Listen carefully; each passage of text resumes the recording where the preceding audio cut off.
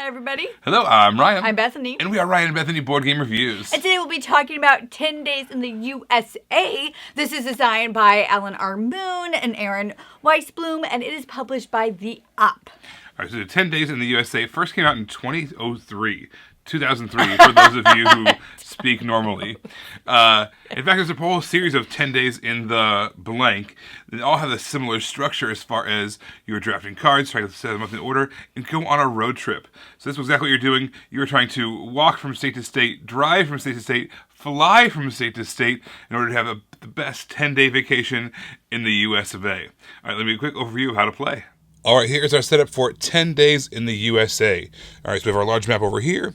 Every player is going to get a 1, 2, 3, 4, 5, and a 6, 7, 8, 9, 10 kind of card rack. And over here, we have our draw pile. We have our main draw pile of face-down cards. And we have 3 discard piles that are all face-up. On your turn, you're going to be able to draw from either the face-down or the face-up cards. Every player is going to receive 10 cards, and they're going to put those out onto their racks in any order they want, but only look at them one at a time. So maybe we draw a card, and we're thinking, okay, let's put that out there.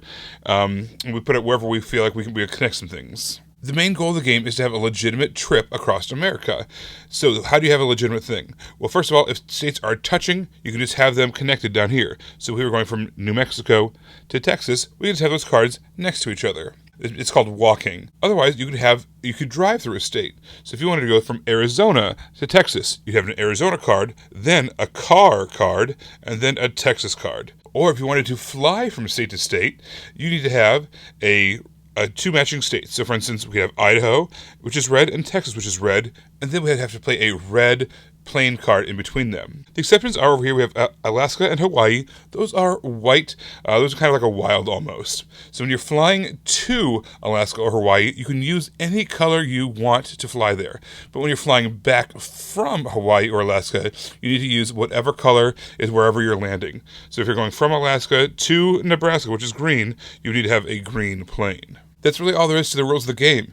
You're going to walk from adjacent states, you're going to drive through states that have one state between them, or you can fly to matching colored states. Alright, so once you've played out your 10 cards, it'll look something like this.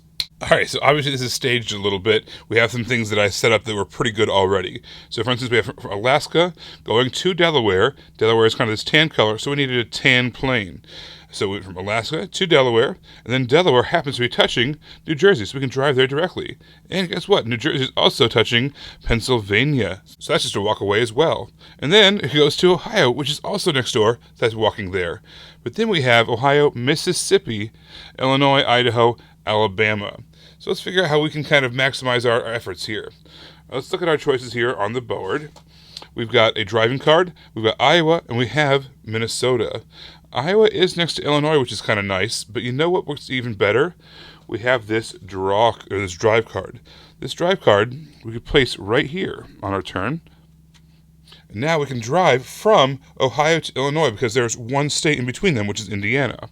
We take this card, and if there's ever a gap spot, you have to place it in that empty discard pile, so that way everyone still has 3 choices on their turn. So now we're set up all the way through Illinois. We've got this Idaho and Alabama situation over here. Well, it's our next turn again. Let's just take one off the top of the deck. All right, we've got a dark blue plane. What we can do is we can actually discard Idaho, put that dark blue plane here, and then our entire board is set up correctly. If you're the first person to get all 10 of your cards to make a legitimate journey, what you're going to do is you're going to yell out 10 days.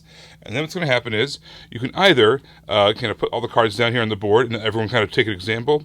What we do is we just put the boards up here like this. And then everyone just kind of like looks at it like that. But yeah, they double check to make sure that we're correct. We have no gaps, no weird stuff that we've messed up. And if that is legitimate, then we are declared the winner. There's one thing I want to point out. The way you're arranging your cards, what you can do is if you want to go from Arizona to Nevada, but you have currently one of these car cards between them, that's completely fine because you basically can say, we went from Arizona, kind of drove through Utah into Nevada. So that's fine. The one exception is up in the very corner is Maine. You cannot use a card to go from New Hampshire to Maine because there is no state between them. You can't even kind of create one. So you have to have Maine next to New Hampshire if you want to use those. Another quick thing I want to point out is the four corners over here on the board. Those are not connected diagonally. You do have to go from, Utah down to Arizona to get to New Mexico. You cannot walk there diagonally, unfortunately. The last little travel advisory, they say, is going from Wisconsin through Michigan to Ohio. Because of the upper and lower peninsula of Michigan, they are connected with one state between them. So you can go from Wisconsin using a car to get to Ohio. One thing that came up in our plays is also, are you allowed to use multiple cars? Let's say you wanted to go from California to Arizona to New Mexico to Texas, but all you had was California, Texas, and then 2 of the car cards. You cannot do that. You cannot place multiple cars side by side. There has to be states in between them. I thought it was really cool how on the board there's this thing and it says travel advisories. And so there's this little parts on the board where the rules need clarification. And it just reminds you, 99% of the gameplay is totally normal, except for these little areas. And there's this little travel advisory. And so I thought it was really cheeky, but in the best way possible, to just remind you, play is normal except for these spots. So just remember, you see this little thing and these 3 spots is just a little different. And I just liked how they were able to put that on there very smoothly. It's just a little reference to help you remember, but it's still thematic. As we were unboxing this to try to open it up and play it for the first time, we're looking at the components these are great components. They're fantastic, but there's so few of them. Yeah. It's just some trays and some cards on the board. That was it. How are you going to move around the board? How does that work? And it's all done through the card play. And so the components were brilliant because of that. Everyone had their own kind of card racks in front of them that they were kind of building off of. And then even the discard piles and the draw pile were all on this little tray together. So that way, if someone across the table was like, hey, what cards are currently face up? I can't see over there. No, you just hand them over, kind of pass it around the table as people's players' turns. And it's just, you get all the information. It's all right there. It looks fantastic at the table, and it's very, very user-friendly. It's also a very simple game. It's extremely streamlined and elegant, and I feel like that works in the game's favor. Sometimes when things are streamlined, they take the meat off the bones, and you're like, there's nothing here anymore. This is just a skeleton. But I did not feel like that's what this game was. I felt like it was streamlined in the best possible way to get straight into gameplay without adding any fluff on. You just got right into it. So it is just kind of a map of the USA, right?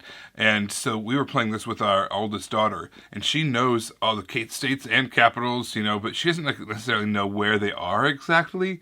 So this is a really great way for her to have to scour the map. And okay, is Nebraska touching Kansas? Yes or no? Okay, so I can just walk there. I don't need to drive there. Oh, but from to Arkansas to whatever, I'm going to need to drive there. So she was scouring the map. It's not an educational game. It's not what it is. Yeah. But nonetheless, she was locking in U.S. geography by way of playing this game and seeing how far away things were and from coast to coast I need to fly, and all that stuff. I thought it was a really cool way to kind of introduce the actual geography of the USA, or not just the names of states. You could play challenge mode and take the map away and play with just the cards, and then when you think you have it, then you open up the map to see if you really have it. I'd be struggling with that one. I feel like I know this pretty well, but I think our kid would do okay, actually. I think she'd be fine.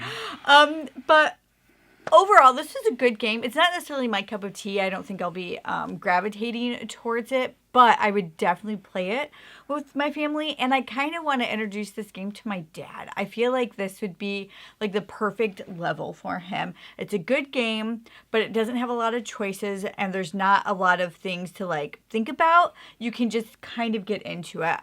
So even though, like I said, it's not necessarily that something I'm going to gravitate to, I still thought it was a lot of fun, and I feel like this would be perfect to introduce to new gamers. I am so glad that the app brought this back. It has been out of print for, whatever it was, 20 years. And so I'm very happy this is back. I was talking to a local store owner. He was like, I got to stock the heck out of this. It's going to fly off the shelves. I was like, I don't know if that's true or not. But the point is, he's excited about it too. He loved this back when it was originally out. And I never saw it then. I only saw this new edition from the app. But, man, I love it. There's an old school game from the 1950s called Racco.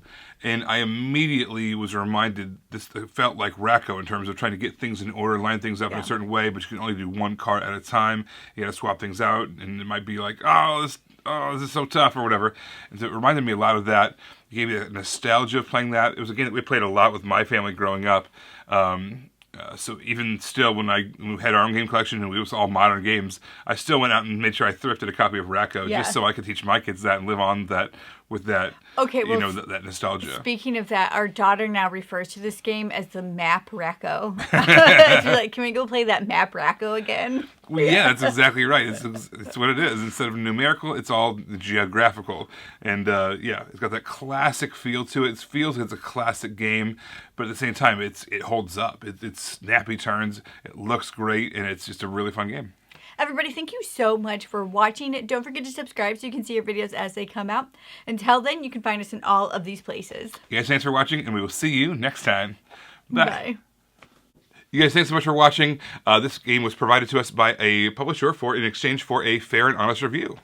And if you want to see more stuff, check out over here to see something we think you might like. And over here, we think that YouTube has picked out a great video for you you're going to love. Thanks, guys. We'll see you next time. Bye.